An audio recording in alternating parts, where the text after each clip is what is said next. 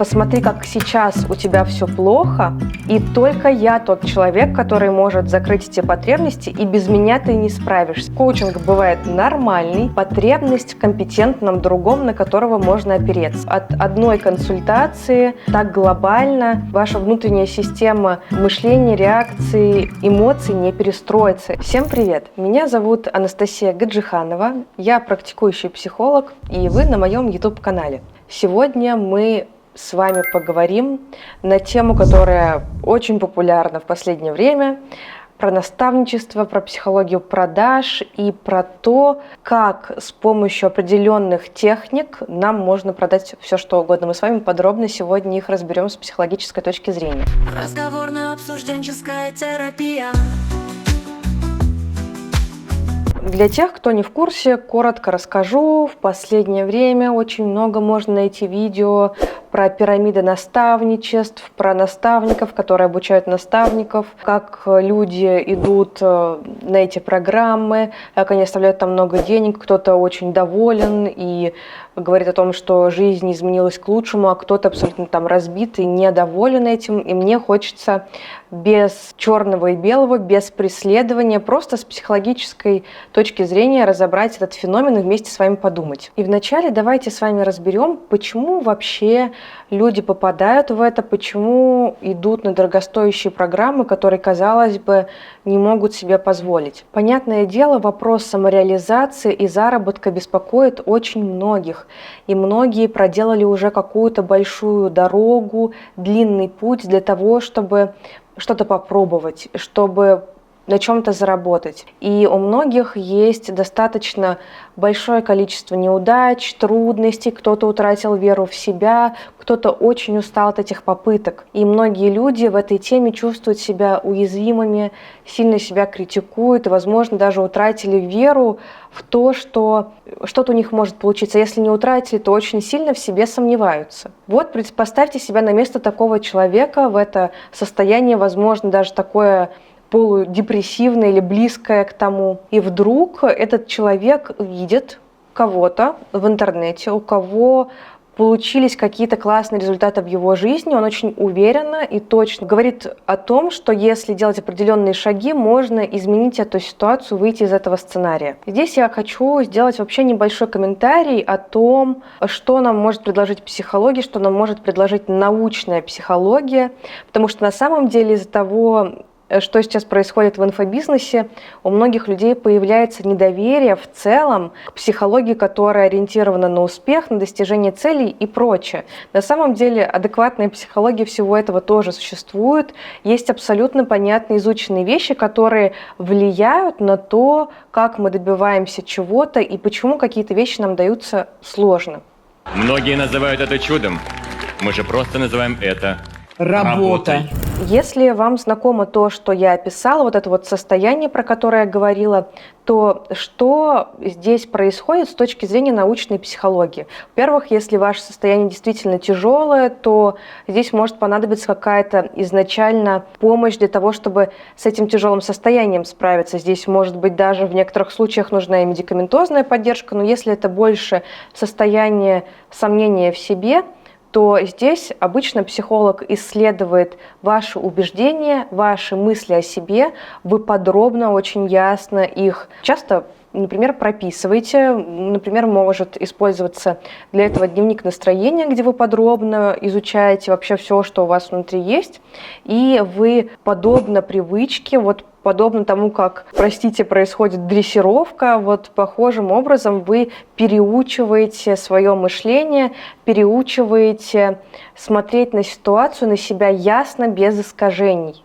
И это абсолютно изучено, это абсолютно понятный последовательный процесс. У вас есть ошибочные убеждения, вы учитесь смотреть на себя ясно, вы учитесь видеть, почему у вас есть какие-то искажения, как они влияют на ваше состояние, и вы как бы себя перепрограммируете для того, чтобы мыслить ясно, для того, чтобы быть здесь и сейчас. Потом, когда вы смотрите на себя трезво, вы понимаете свои слепые зоны, но при этом, когда вы на них смотрите, вы научились не проваливаться вот в эту самокритику, в самобичевание, вы просто спокойно признаете плюсы и минусы, можете на это посмотреть здраво, что называется, из взрослого.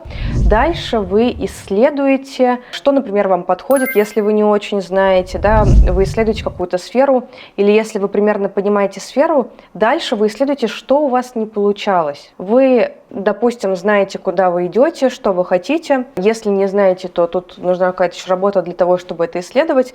И дальше вы простраиваете план. Это уже такая более коучинговая часть. Коучинг бывает нормальный.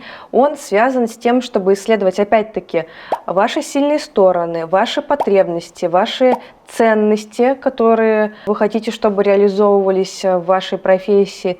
И дальше вы вместе со специалистом вырабатываете стратегию, план действий и сохраняете структуру движения к этому, попутно проверяя, что работает хорошо, что нехорошо. В общем, это похоже на то, что вы изучаете свою, скажем так, программу внутри себя, исследуете, какая там есть ошибка, перепрограммируете ее и дальше последовательно совершаете определенные действия на пути к этому, попутно исследуя, какие трудности возникают, какие эмоциональные затыки в этом есть процессе, и закрываете их. То есть это абсолютно, сейчас, конечно, это очень общими мазками, но в целом это абсолютно понятный, изученный, надежный процесс. И у современной психологии достаточно инструментов для того, чтобы люди могли это для себя использовать. Но есть действительно большое количество программ и идей около психологических, которые не очень реалистичны и, возможно, не всегда хорошо работают. Например, они не учитывают такое подробное исследование, они не опираются на какие-то конкретные проверенные методы, они, допустим, просто связаны с тем, что человек как-то должен каким-то образом вдруг поверить в какую-то идею и из-за этого начать мыслить и действовать по-другому. Я хочу, чтобы вы пригласили «да» в свою жизнь, и тогда вы всего достигнете. Хотя на самом деле, если вернуться к тому, что я сказала ранее, это достаточно такой пошаговый, детальный процесс. Когда ты выйдешь из этого здания, каждый раз, когда тебе представится возможность, неважно какая, ты будешь говорить «да». Да! А что будет, если я скажу другое слово? Обещание ты даешь самому себе. И если будешь нарушать данное обещание, то жизнь сразу начнет мстить. Что вас может насторожить, на что можно обратить внимание вообще, когда вы выбираете для себя какую-то программу для того, чтобы что-то изменить в вашем мышлении или реализации? Во-первых, насколько у специалиста, который ее продает, есть адекватное представление о темпе. Для того, чтобы вот эта сложная программа, которую я сказала, была перестроена, на самом деле нужно какое-то время и какие-то усилия. От одной консультации так глобально ваша внутренняя система мышления, реакций, эмоций не перестроится. Это действительно процесс переучения, это что-то вроде того, чтобы начать учить новый язык внутри себя. Но зачастую, когда люди в целом идут на такие программы, они об этом не думают. Почему так происходит? Здесь мы переходим к самой такой интересной части. Сделаем пару шагов назад. Помните, я вам описала вот это состояние среднестатистическое, в котором человек может на такую программу идти. То есть человек себя чувствует достаточно уязвимым. Он, возможно, запутан, возможно, сомневается в себе и уже устал от количества попыток. У каждого из нас есть определенные потребности в отношениях и в профессиональных отношениях, в том числе со специалистами у нас тоже есть отношения. Когда продаются все эти курсы, часто маркетологи, специалисты давят на одну очень важную потребность. Потребность в компетентном другом, на которого можно опереться. О потребности, о которой я говорю, выделяется в интегративной психотерапии Ричарда Эрскина. Это определенное направление в психологии. Там речь идет о базовых потребностях, которые у нас есть в отношениях. И мы держимся именно за те отношения, в которых наши потребности закрываются. На самом деле идея про потребности, она есть не только в этом подходе, а в большинстве подходов современных, но мне нравится, как четко именно в этом подходе эта потребность сформулирована. В чем ее смысл? Нам важно, когда мы обращаемся именно за профессиональной помощью, если мы приобретаем какие-то навыки, если мы идем учиться, фигура другого, который знает, что он делает и на которую мы можем опереться. Особенно нам это важно, опять-таки, в каких-то темах, где мы уязвимы, где мы сомневаемся в себе, где у нас много разочарований или где у нас пока что много слепых зон. То есть нам нужна как бы такая родительская фигура, другой, который знает, что делать, который прошел этот путь. Часто интуитивно или намеренно специалисты, маркетологи давят именно на эту потребность. Я знаю, как надо. Ты делаешь вот это, у меня это сработало, и у тебя это тоже получится. На самом деле, когда мы находимся в таком смутненном состоянии, и мы чувствуем эмоционально, что вот он, этот человек, который закрывает сейчас эту потребность, но, может быть, вообще не до дипломов, не до того, насколько это научный подход, насколько он проверенный, мы просто чувствуем, что наконец-то это важное эмоционально уязвимое место закрыто, и мы уже готовы туда идти. Вторая важная потребность, которая часто фонит в этом процессе, это потребность в структуре. То есть нам важно знать и чувствовать, особенно после огромного количества попыток, сомнений, неудач, что есть определенные шаги, по которым мы идем и которые точно сработают. На всех этих разборах, вы это 100% 100 раз видели, во всех прогревах есть точка А, точка Б.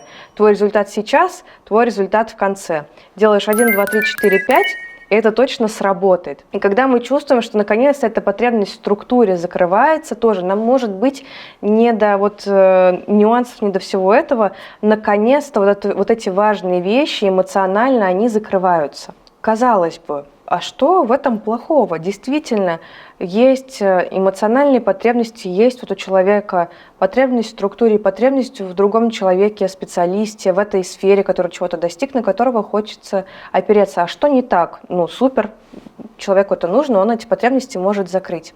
Плохие новости. Проблема в том, в этом процессе, не в потребностях и не в том, как они озвучиваются даже, а проблема в том, насколько по-настоящему эти потребности могут быть закрыты в реальности. Очень часто вся стратегия продаж построена не на том, что специалист исследует эти потребности очень чутко и точно понимает потребности своих клиентов, а он скорее создает видимость, иллюзию и ажиотаж вокруг этих потребностей, и опять-таки иллюзию того, что именно он тот человек, который эти потребности может закрыть. Кроме того, часто это не такое вот открытое прояснение, как у нас сейчас с вами, что вот есть такие вот такие-то обычные потребности в сфере самореализации, они могут быть закрыты, там, допустим, вы хотите стать психологом. Вот для того, чтобы вам набрать клиентов, вам нужно выполнять такие-то условия, вам нужно совершить такие-то действия, я могу вам помочь с этим 1, 2, 3. Зачастую есть такое болезненное давление на то, что посмотри, как сейчас у тебя все плохо, и только я тот человек, который может закрыть эти потребности, и без меня ты не справишься. Проблема в том, что часто есть вот этот вот посыл о том, что если ты не идешь сюда, то все, ты остаешься навсегда в этом болоте, и ты выбираешь свой неуспех. И тогда действительно такая рациональная часть человека, который принимает решение о том, идти на программу или нет, может отходить в сторону, и действительно человек может принимать решение не очень, и здесь и сейчас не очень рационально. Нет одного единственного человека, единственного способа и волшебной таблетки, которые закроют ваши потребности. Да, наставничество может быть хорошим вариантом, если вы осознанно принимаете решение о том, что мне нравится этот человек, мне нравится его стиль работы, я хочу взять себе эти навыки, я хочу это на себя примерить, и я действительно готов или готова отдать за это такую-то сумму. Мне действительно с этим окей. Если вы принимаете решение так, а не из боли и дефицита, то с этим все в порядке. Небольшой комментарий еще для тех, кто продает свои услуги. Как и я, например. Я в целом, тоже небольшой комментарий, не отношусь как-то плохо к инфобизнесу или к идее наставничества. Просто, опять-таки, это может быть очень по-разному. Если вы специалист, вы продаете свои услуги, нет ничего плохого, ужасного в том, чтобы видеть вот эти потребности, которые мы с вами обсудили, и закрывать их. Наоборот, это супер круто, мне кажется, понимать их и быть тем человеком, который может их закрыть. Но вопрос в том, действительно ли вы можете это сделать. Действительно ли вы являетесь тем человеком, который может быть в определенной сфере тем самым компетентным другим для других людей? Если пока что нет, с этим все окей, тогда вы можете либо поисследовать свои сильные стороны, навыки, которые у вас уже есть, и ориентироваться на те навыки, которые вы действительно можете передавать, либо восполнить эти навыки и после этого передавать их другим. Важно помнить, что отношения с аудиторией – это тоже отношения. Если мы сами в первую очередь хотим долгосрочных, надежных отношений со своей аудиторией, как и со всеми другими людьми, важно учитывать баланс брать-давать, и важно действительно закрывать потребности и быть тем человеком, который может их закрыть. Если мы всего лишь создаем иллюзию того, что мы понимаем потребности и можем их закрыть, как и во всех других отношениях, такие отношения могут не продлиться долго. На сегодня у меня все. Пожалуйста, напишите, как вам видео, и поделитесь, был ли у вас опыт наставничества, как вы вообще к этой теме относитесь, и могли бы вы рассмотреть для себя вариант участия в какой-то программе. Как вы вообще относитесь к сфере бизнеса и маркетинга в интернете. До новых встреч!